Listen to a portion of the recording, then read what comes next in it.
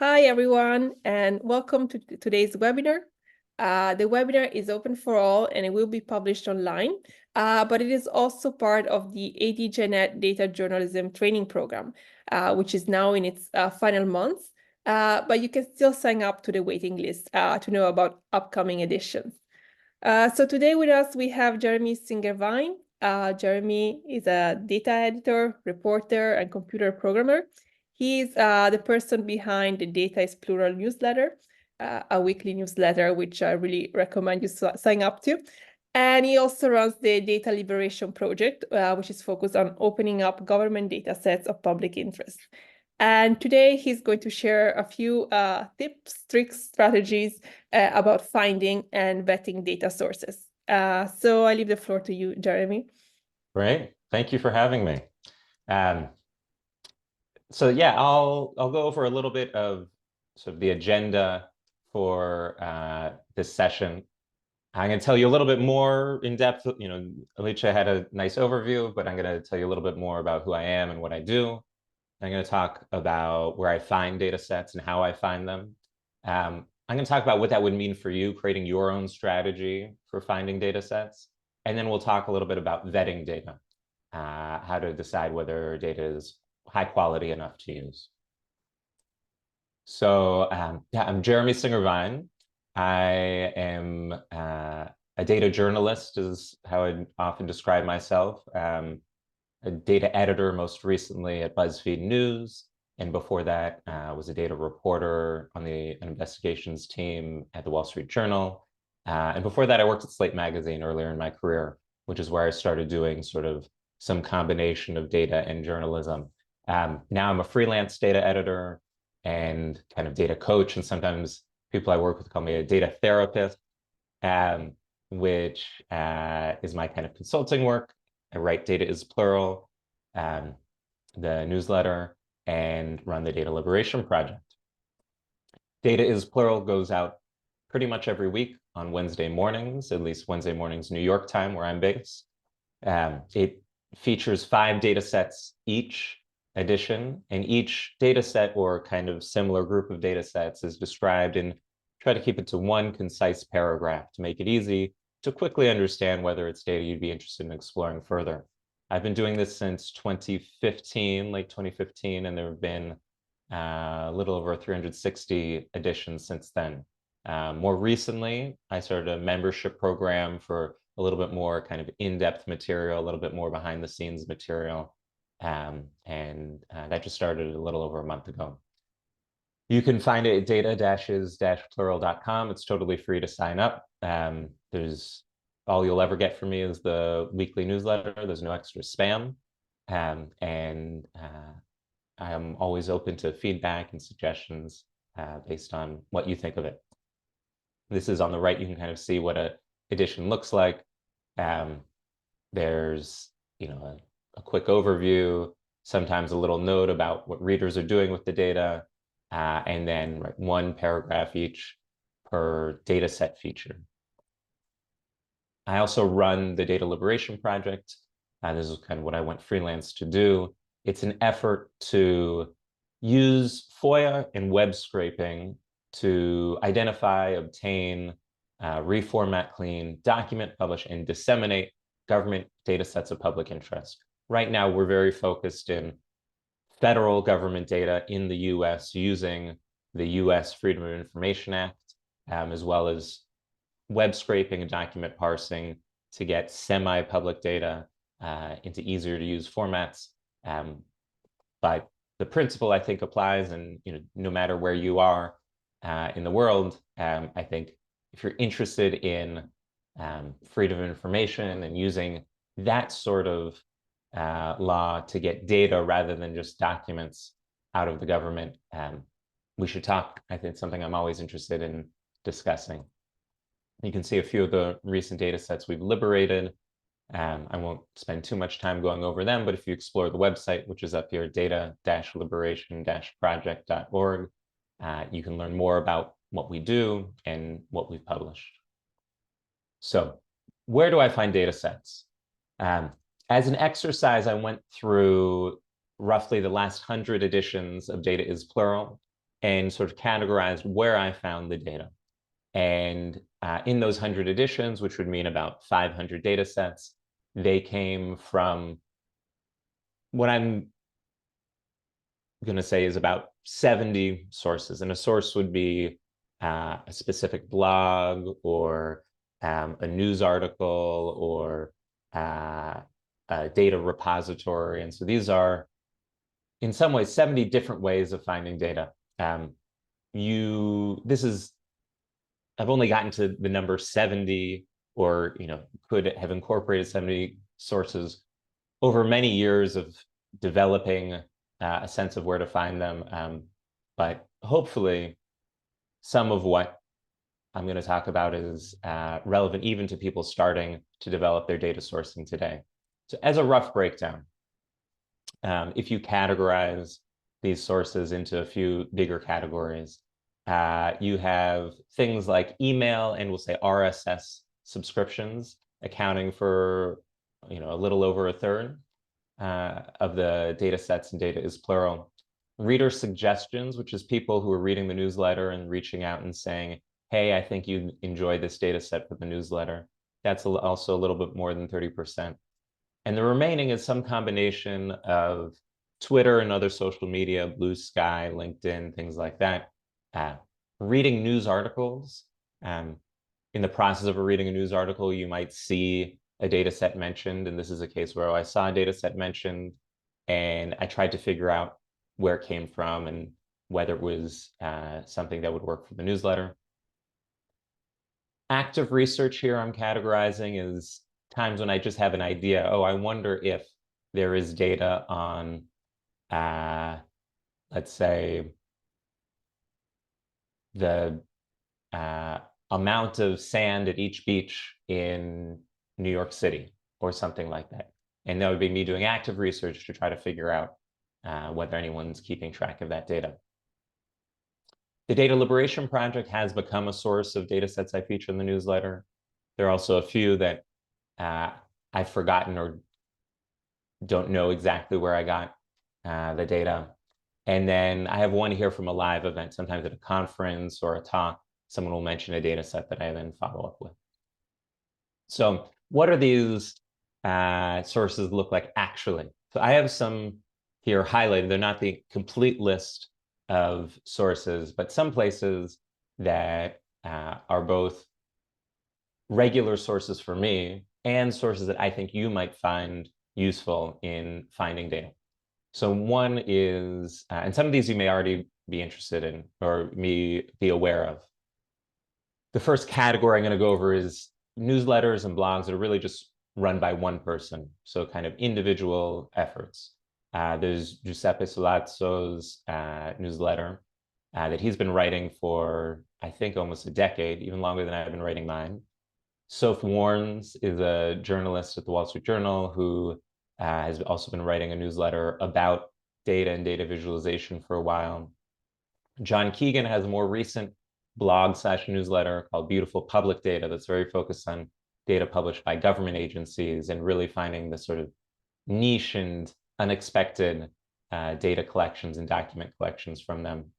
Julia Silge has a blog that's focused on data analysis and a lot of kind of statistical analysis. And in the process, she's unearthing or using data sets often I've never seen before. And Gary Price comes from the world of kind of librarians, and his site infodocket.com has a great number of resources, often library specific, but often not, often very generally useful. I find there are people who work at libraries who have the same mindset that we do of trying to figure out what is good material that is already structured in a data way for further research. Then there are sort of what I think of as sort of organizational newsletters and blogs. So these would be blogs and newsletters run by either a company or a nonprofit or a group of people. So one is Data Wrapper, and you're probably already familiar with Data Wrapper. Their blog is a great source for learning about new data sets. They have both posts that are about analyzing a particular data set, but also big reviews. They have something called the Data Viz Dispatch, that is focused on data visualization, but often the sources for those visualizations, which come from publications all over the world, will lead you to a data set that might be new to you. USA Facts is obviously based in the US. It is dedicated to making government data more understandable. So they take data that the government's already published and do some analysis, do some visualization, and often they're finding kind of niche data sets in the federal government that I've been unaware of. Charter is a newsletter that's a little bit more focused on things like finance and stocks and Hollywood, like movie box office openings, but in between also features data that is more maybe suitable toward the work you all do, and often based on sources that are easy to access. They do actually a good job of indicating the source of the visualizations they include in their newsletter. And Data Sketch is a company and organization based in Colombia, and their newsletters, they have a few different newsletters. They tend to be good about highlighting data sets that are maybe outside of the awareness or not already featured in newsletters or blogs based in kind of the global north. Another great place to find data sets is through scholarship in academia. This maybe wasn't so true 10 years ago, but is becoming more and more true that academics are both becoming more data-driven, but also more willing and seeing the value in sharing their data with the public. So less territorial than maybe they were a decade ago. Probably the most useful resource of all of these is Google Scholar, which, if you're not already familiar with, is a search tool provided by Google focused on academic papers, academic research, and is quite comprehensive. So it's good for searching. If you have an idea of something you're looking for, you could just type in that topic and maybe data, and you might find some articles, academic papers about that. But what I like to do is I like to set up alerts on Google Scholar. So I'm alerted about new data sets on topics or with key phrases that I care about. And that's as simple as you do a search, and then there's a button basically to say create an alert. Then there's some journals that are dedicated to data or end up featuring a lot of data. So Scientific Data and Data in Brief are both journals. They're both open access in the sense of you don't have to pay anything for them. And they are places or really spaces for academics to announce and describe data sets that they have created. I recommend subscribing to both of them. They have a whole range of data from super niche about things very particular to a particular field of study, to others that are more generally applicable. And then there's the NBER, which is the National Bureau of Economic Research. Their working paper series is a series of articles in progress by established economists, and they are often mentioning or using unique data sets that I haven't seen elsewhere. The access rules for them are a little complicated, but the abstracts are free to receive, and you can get sort of a weekly or bi-weekly digest of the abstracts of all the new articles, which will often mention the name of a data set that they're using in them. And the last one I have listed here is a blog by Kevin Lewis at National Affairs. And what he does is he goes through all sorts of abstracts from all sorts of journals and tries to pick out ones that are particularly intriguing, usually on a particular theme, and often are doing some sort of data analysis. And there, I just do a quick skim for what data sets are they mentioning. Then you've got things like research data repositories. These are places where academics are encouraged to upload their raw data, right? The idea is academic research should exist, should have kind of support in the long term. And so you don't want to be dependent on someone's personal Dropbox or Google Drive or whatever. So these research data repositories are places that academics can upload and host their data supporting their articles and their research without worrying about whether it will remain available in the long term. These are sort of meant to be long-term storage repositories.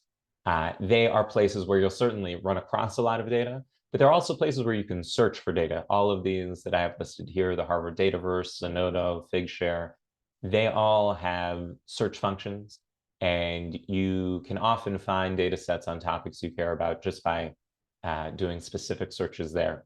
You can subscribe to sort of feeds of their latest deposits, what they would call them. And then, this is probably in some ways the best known source for data, probably some of the data you might have first started working with, which is open data portals. Governments around the world, data.gov in the US, Eurostat, UN data, they're all publishing big collections of public data. And I don't usually go there to source data because they tend to be pretty noisy. There tends to be a lot of volume and often less of the documentation I'm looking for, less of the big ambitious data sets, which tend to be hosted elsewhere. But they are a great place to look and just sort of skim around for something, especially if you have a particular idea of what you're looking for. So that's all how I find data. But how I find data is not necessarily the best way for you to find data. My approach is very general, where I'm looking for data sets to feature in the newsletter on all sorts of topics.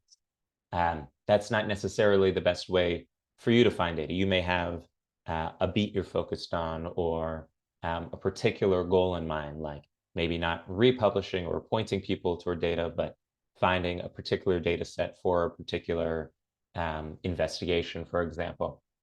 That said, I think there are some general tips that I'm going to try to leave you with, general strategies that I think might be helpful based on what I've learned from Data Is Plural. So the first thing is, I would say just subscribe first and filter later. I think high volume is actually what you're aiming for without worrying so much about, am I going to have time to read it all? So I would suggest I have some combination of email subscriptions and RSS subscriptions.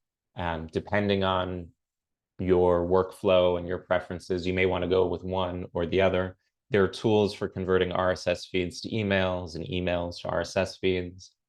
But in any case, I would say subscribe to as many different sources as make sense to you, from as many different types of sources. So some blogs, some newsletters, some data portal feeds, some academic journal articles, some news alerts, some Google Scholar alerts, just to try to get the kind of flow of potential material going. But crucially, don't have it come into your main email inbox or where you usually go in your RSS reader to catch up on the news. Segregate it from everything else so that it's not so overwhelming.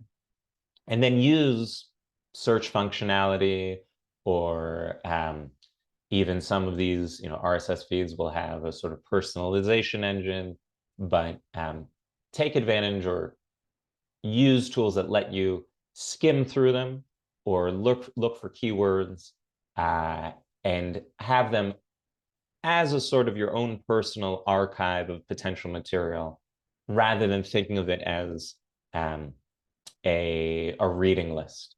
And if it helps, one thing I've done in the past is kind of create tiers, say, oh, these are the ones I want to look at first, and then here's a second tier that's higher volume but lower signal. But not to overthink it too much. Subscribe, and then you'll figure out how to make the most sense of it later. And part of that, part of the making sense of it, is making it a habit. So for the newsletter, I write the newsletter weekly, so I also do research weekly.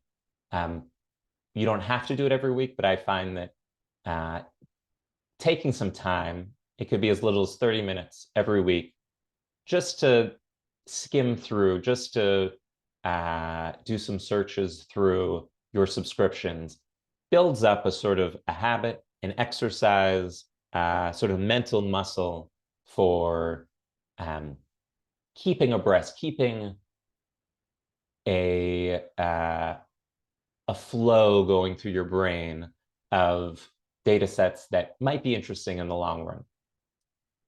I would suggest not thinking of it as, here are data sets I'm going to use tomorrow. That can be a little overwhelming. That can feel a little high pressure. But sort of building an archive, a mental or a literal archive of data sets you might want to use in the future. And as part of that, I think it's key also not just to open up a bunch of tabs and say, oh, well, I have all these data sets and I'm going to do something with them someday. I think the key is to make this as not overwhelming as possible. So if you open a tab, you can, of course, close it in your browser, if it's not interesting to you. But if you think you have even the smallest chance of wanting to use it later, make copy the link, paste it somewhere, or add it to, a bookmark tool you have, or whatever you use to keep track of other information. Make a note of it, close the tab, move on. The key is that wherever you put it, it should be searchable. So it could be one big text file. It could be your own sort of something like a pinboard or a kind of a link collection that you use for other things, but somewhere you can search. So if you want to say, oh, what were those data sets that I've seen that were about sea level rise or about the climate? As long as you've added a few keywords when you're keeping your notes, you'll have those now more at your fingertips and less, either a giant set of tabs in a browser or something that you vaguely remember but didn't keep track of. The other thing I'd suggest, and this is less about collecting links and more about how you approach kind of the rest of your time, which is to read with the data eye. And this is probably something you're already doing, but train yourself whenever you see a number or statistic cited to figure out where did it come from and to try to trace it back to its source, which may be a data set, it may not. Sometimes the source is, we did a survey and this is what we found. But a lot of the time, these numbers they come from somewhere. So like, you've heard people say, follow the money when you're doing kind of investigative reporting. Follow the numbers, I think, is a decent motto for how to approach finding data through the news. So often this will take you back to some source where the data isn't necessarily immediately available, or it's not clear where the data lives. In that case, I say, don't be afraid to email. Through Data Is Plural, I've gotten in the habit of emailing authors about their data set, saying, oh, I see you mentioned this data set, but I can't find a link to download it. Sometimes they'll say, oh, sorry, it's not publicly available. But other times they'll say, oh, yeah, it's here. I just haven't added it to my homepage or added a link to the documentation. And so I've never gotten, I've never felt bad or been made to feel bad about emailing someone. It doesn't really, I don't think it bothers them. And in some cases, it actually is an opportunity for them to help their work spread further. So I'd say if you can track down an email, just shoot them something quick saying, hey, I was looking for this, I couldn't find it. Another tip, and this is a little bit, it's not going to be universally applicable depending on your the way you work and how public you want to be about your work. But I think one of the best ways to find data is to let people know you're looking for it. So to let people know, this could be on social media, this could just be interpersonally, this could be in conversations with colleagues. Let them know that you're interested in certain topics, but also that you're looking for structured data about it. When you find data that is that sort of thing you're looking for, or that you think might interest other people, share it. It doesn't have to be through a newsletter. Just send someone an email. Hey, I saw this data set. I thought you might be interested. Develop a sort of a reputation, even if it's not a public reputation, is someone who wants to know and is excited about this kind of thing. And I hope at least, you'll find that this brings data sets back to you as well.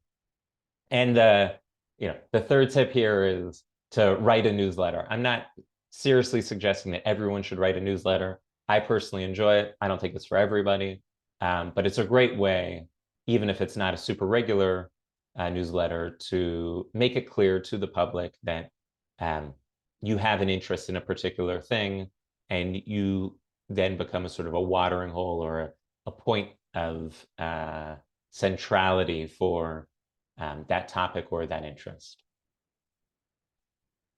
And the final tip here is, right, sometimes this is not exactly finding data, but if you can't find it, you can make it. And I think you've probably had other sessions and you've talked about using web scraping to create your own data sets, document parsing. Obviously through my work with the Data Liberation Project, I'm interested in filing freedom of information requests for data.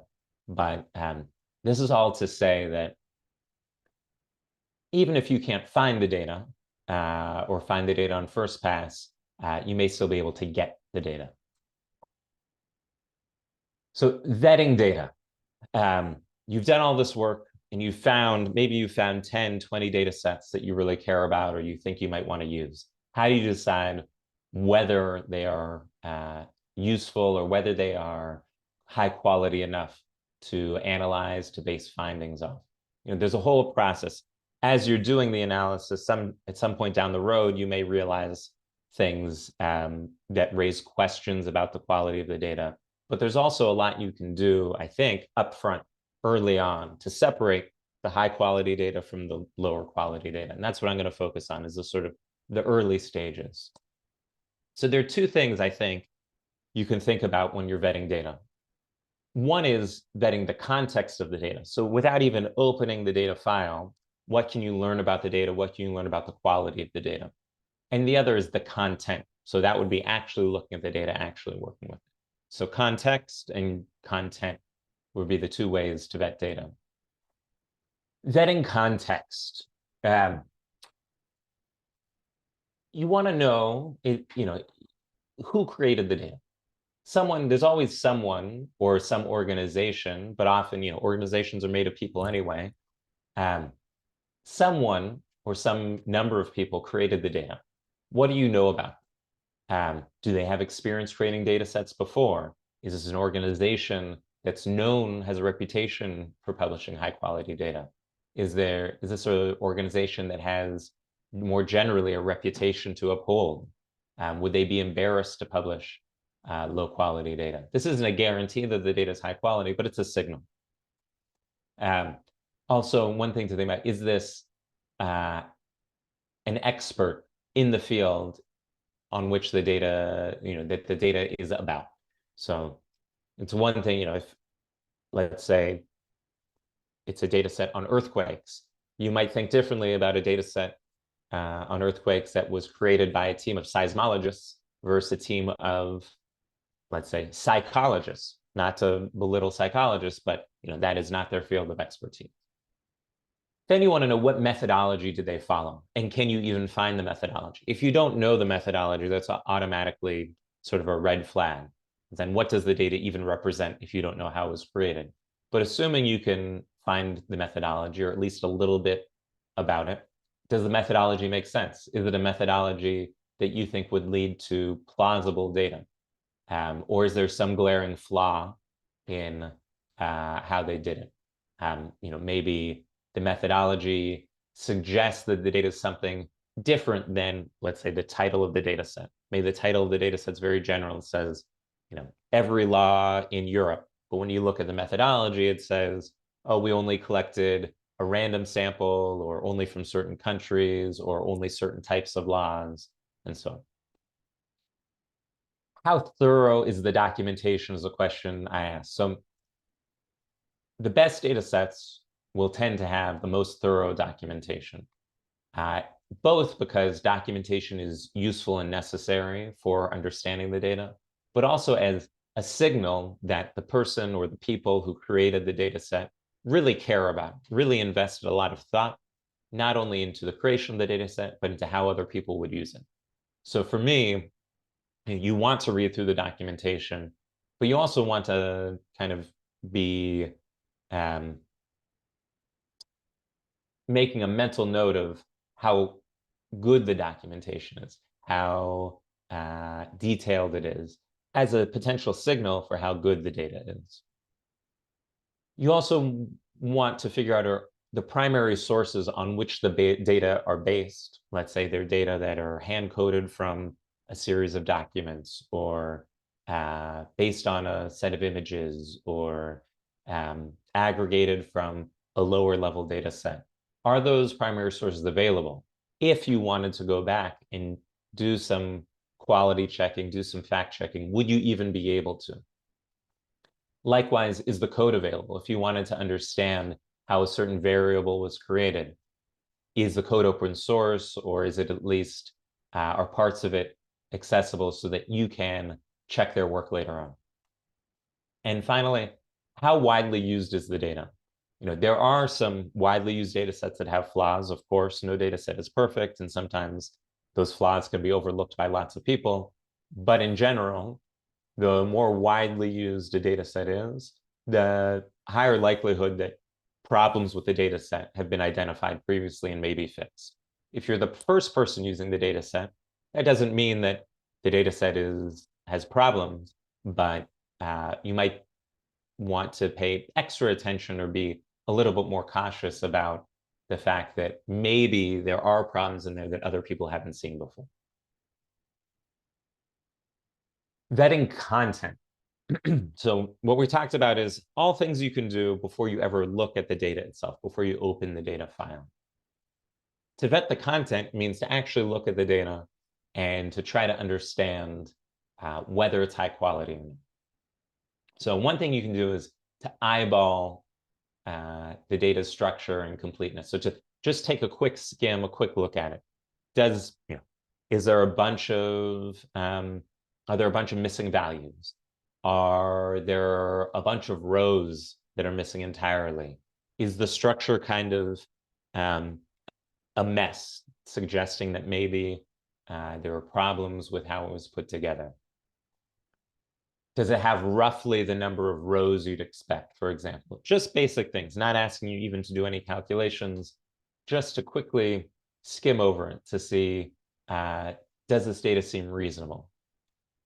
The other thing you do is sort of sniff for data smells, and I'll talk a little bit about this later and give you a suggestion for some reading on data smells. But the idea is that there are things you can detect in small slices of the data that suggest there might be bigger problems with it. You can think of it as data smells, or you can think of it maybe where there's smoke. If you see a little bit of problem, maybe there's a fire somewhere else. So these would be things like, are dates entered consistently? Well, if they're not, maybe it's a sign that there are other problems with the data. Maybe the data weren't put together so carefully. Are the data, are there major, for example, inconsistencies in spelling of various fields, or in the upper lower casing of data? A data smell might come from a primary source. It might be retained on purpose, but it might also be a sign that the data have not been really thoroughly vetted by the creator. Another thing you can do is run automated checks and automated data validation.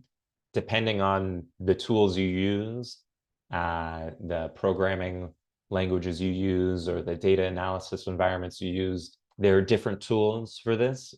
In Python, for example, there's something called, it used to be called pandas profiling. Now it's called, I think, YT data profiling.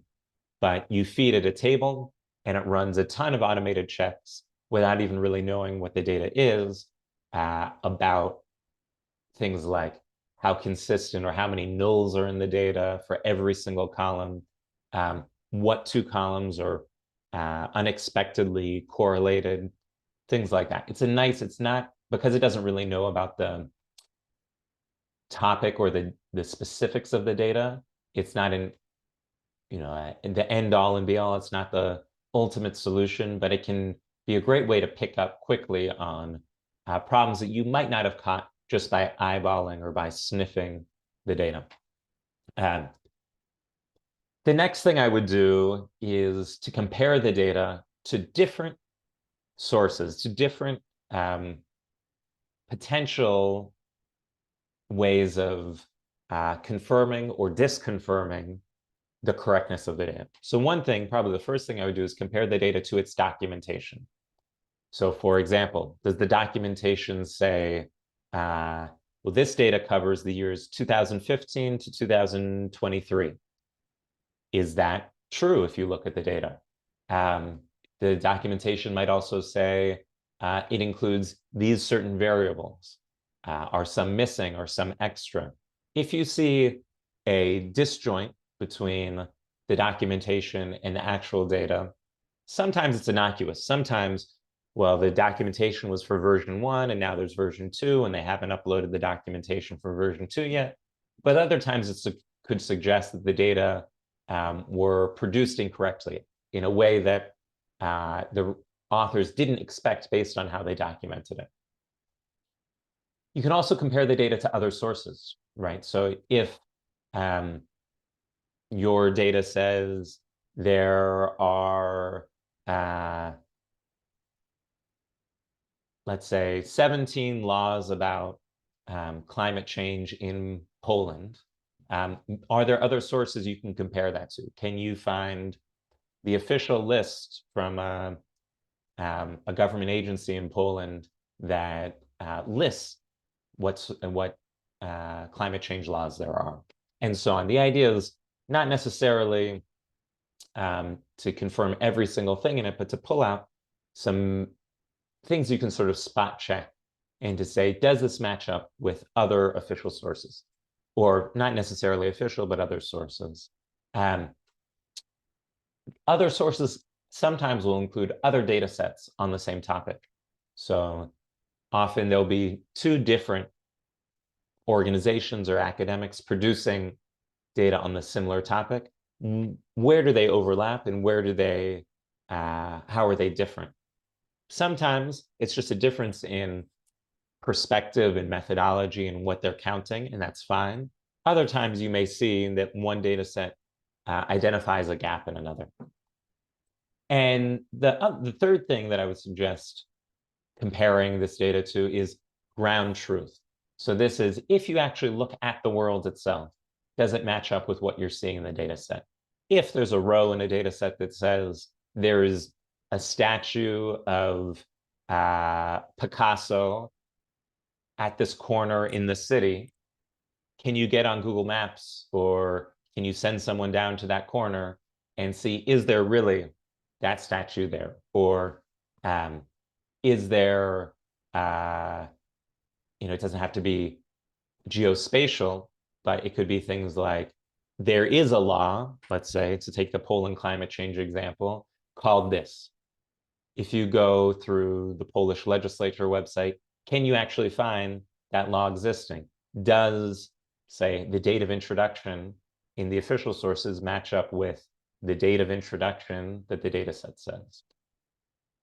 And finally, you can test some sort of basic aggregates to understand whether things make sense. So this is sort of comparing to, you could call it comparing to common sense. If there's a column that is indicating the country, and there are 300 distinct values for the country, well, maybe that's a problem. It might be a matter of misspellings or things like that. Or maybe the country field isn't actually representing countries, but something else. You can add up the sum. Let's say this is a data set of all contracts given out by the Italian government.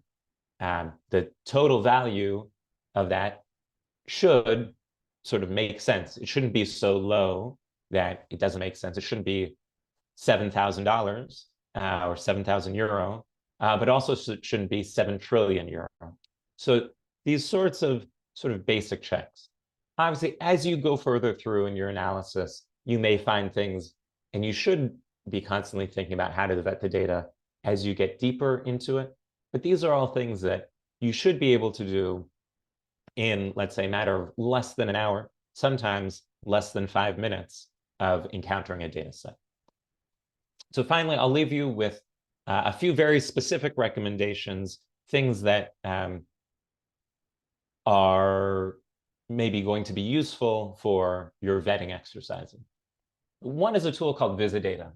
This is a command line program, if you're comfortable on the command line, but it doesn't require any specific programming skill. Visitdata is a tool I started using probably 7 or 8 years ago and now use probably literally every single day. And it is the first tool I reach for when I want to examine a new data set. It can open data sets of all sorts of formats, and it has a lot of great tools for doing exactly what I just talked about. So for quickly reviewing what are all these columns, how many have blank entries, what are the most common values in each column. It's a great tool for quickly making sense of a data set. The official site is visitdata.org. I've also written a tutorial for it at the URL you see up there. It's not for everybody. I happen to think it's great, and I think it's at least worth checking out. It is a great first step in vetting a data set. The second thing I'll suggest is a project or a document called the Quartz Guide to Bad Data. And Quartz is a publication that's now a little bit past its heyday, but during its heyday was doing great data journalism. And in the course of that did develop a guide for understanding what bad data looks like. And it's both fun, it's written in a very fun style. It's very comprehensive. It has a ton of different specific, far more specific than I've gotten into here, things to look out for. And it is sort of, I would call it evergreen. It hasn't been updated in a little while, but a lot of the advice they have is relevant today and will be relevant in 30 years from now. So, and the link is up there for that. It's on the most recent versions on GitHub. And the final thing I'll suggest to get more into this idea of data smells is a fun article by a group of academics, I think published last year, or maybe the year before that. It's focused on data for AI, but I think the ideas expand to all sorts of data, and they try to categorize what are different data smells. And it overlaps with some of the vetting ideas that I talked about, but it also, again, gets even more specific. So there are things like, they call them believability smells, understandability smells, consistency smells. These are all things that you would spot in data that might give you raise questions about its general quality, things to develop as sort of instincts to be looking for when you're familiarizing yourself with a data set for the first time. So I'll leave you with that. This is my contact information. These are links to my website and the newsletter and the Data Liberation Project. Feel free to reach out about any of this, reach out anytime.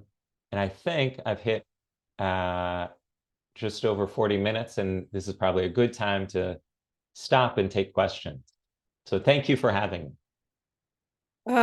Thank you very much, Jeremy. I found it super inspiring, and I think for many of you who are working on your data pitch and the final project for this training program, you also should have received a lot of insights and ideas about what could be a project to work on. So we are now accepting questions. You can drop them in the Q&A section. You will find a button somewhere on here on Zoom, and so we will give you a few minutes to collect your thoughts and write your questions, and then we will proceed to answer them.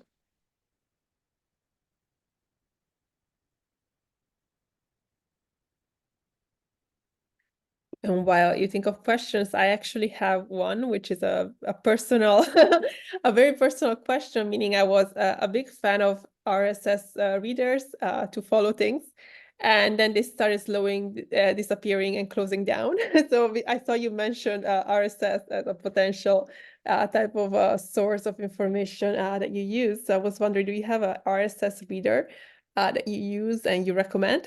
Sure. I mean, one of the great things about RSS is that it's an open standard, and so you can and should feel free to hop between different readers depending on what suits your needs at any given time. So I can describe my personal setup. It's not necessarily for everyone. I subscribe to RSS feeds through a service called The Old Reader, TheOldReader.com. So theoldreader.com. And they do a great job of, you say what you want to subscribe to, and they keep an archive of everything that comes through those feeds. They have a kind of a web interface, which is fine, I've used before, but I also like to have a desktop app for some, that's a little bit more powerful or lets me read offline and things like that. The one I use right now is called Reeder, Reeder. It costs, I think, around 30 euro or something like that, but they're great free. And if you don't want to sign up for that immediately, they're great free RSS applications. I would recommend something called Net Newswire as a free one. NET Newswire. It's a free, I think, and even open source RSS reader that has a lot of fans, and I've used before and think it's quite good. Nice. I've written them down. Thank you. So I don't see any questions in the question box. But maybe you need some more time to think about all these inputs. In case, you're welcome to reach out to us via email, and we will forward any relevant questions. So then, thank you very much, Jeremy, for being with us today. And thank you all. Oh, wait, there's one question at the last moment. Okay, I will pause and wait for Patricia to pose her question.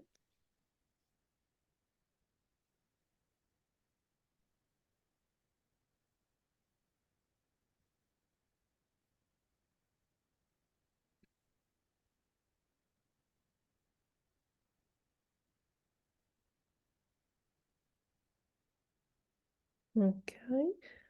So Patricia's saying her database is kind of biased. A biased source. Interesting. Yeah, and that's a real issue, right? That data is certainly not neutral, and data sets can certainly be created for specific goals or aims that might not be just to represent the topic or the subject in its fullest truth. That's always a risk. Certainly, considering the source is important. Does the source of this data set have a reason to be selective about what examples they're using or what observations they're including, about how they categorize things? Certainly, that's something to worry about. Of course, there are examples of organizations that have a clear incentive or a clear interest in the topic that can still produce high quality data. And for there, right, the key is really, you probably want to do extra vetting, even more than you would do anyway, especially with an eye toward, are they being fair? Excuse me. One thing I might do, for example, it all depends on in what way do you think they're being biased? How is that bias reflected in the data? But let's say there's a column that is about categorizing, let's say, is this a good law or a bad law? Or is this, whatever it might be, to take a random sample of 10, 20, 100, depending on how complex the thing is, of their categorizations, and try to recategorize them yourself, actually, without even looking at what they said. Trying to understand, are you coming to the same conclusions that they are? Would you come to the same conclusions? And if not, is that difference reflective of some particular kind of bias you should be worried about? Or is it maybe just that things are difficult to categorize and they got some, in one way different and some in a different way different? But probably the onus or the burden is more on you than it is with other data sets to really kind of reassess and sometimes even recollect at least some of the data to understand where their process may be different than yours. Thank you. I see you, Patricia has warmed up the floor. Now we have another question Sure. that came from Francesca. So she asked, so if you have experience with people coming into the world of data journalism from other fields, and if there's something you think they should focus on most when, entering this field from another profession. Sure. I think, one thing is, I would say, to start simple and not to be afraid of starting simple. You see, what gets the big awards in data journalism, for example, and sometimes they can be, incredibly complex and sophisticated and require a ton of skills. And that's great. And there's nothing wrong with awarding that kind of work. But I think it can be overwhelming to think that that's where you have to start. Instead, I think it's great to start with something simple, something that, in fact, just requires adding up a bunch of numbers, for example, or grouping by something and adding. Because even those, what seems simple on the surface, reveals a lot of the sort of decisions you have to make as a journalist about what is a fair way, for example, to group these things. What is a fair way to aggregate, to add or divide or to get the mean or the median. A lot of the difficult things about data journalism are not necessarily the technical things. They are the things that require decision making and thought and really thinking through the topic. And pretty much any topic you choose will have some of these difficult decisions to make. And the less you let the technology and the sort of analysis complexity get in the way, the more you can start grappling with some of these. So I would say start with almost the simplest thing you can imagine, because in reality, once you start working with it, it won't be that simple. And with each successive project, maybe get more ambitious, but start really with almost the simplest idea you can think of.